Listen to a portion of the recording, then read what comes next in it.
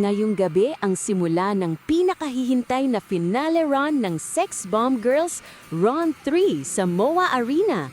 At ang balita sa kanilang opening act ay talagang pasabog dahil sa bagong stage setup. The Sex Bomb Anthem. Nagsimula ang show sa isang high-energy remix ng kanilang signature anthem na Sex Bomb. Dahil sa kanilang 360-degree stage, ang opening act ay hindi nagsimula sa isang gilid, kundi sa gitna mismo ng MOA Arena. Mula sa itaas ng arena, habang bumubukas ang mga ilaw sa gitna ng entablado, nagbigay ng wow factor sa libo-libong fans ang Sex Bomb Girls.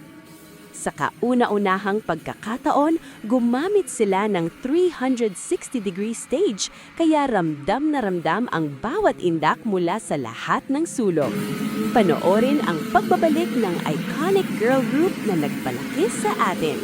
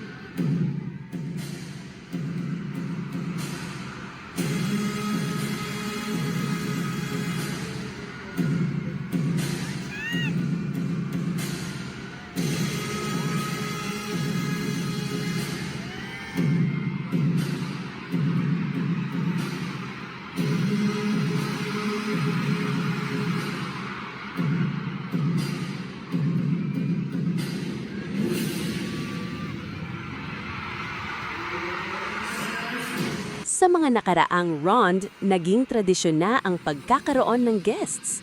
Para sa round 3, ang usap-usapan ay ang muling pagsasama ng abstract dancers, kung saan kabilang sina Ding Dong Dantes at Arthur Solinap sa mismong unang bahagi pa lang ng show para sa isang dance battle vibe na nagpa-flashback sa panahon ng 8 Bulaga. Huwag kakalimutang i-like ang video na ito at mag-subscribe para sa higit pang clips mula sa Sex Bomb Reunion Concert. Hanggang sa muli mga kadyaryo!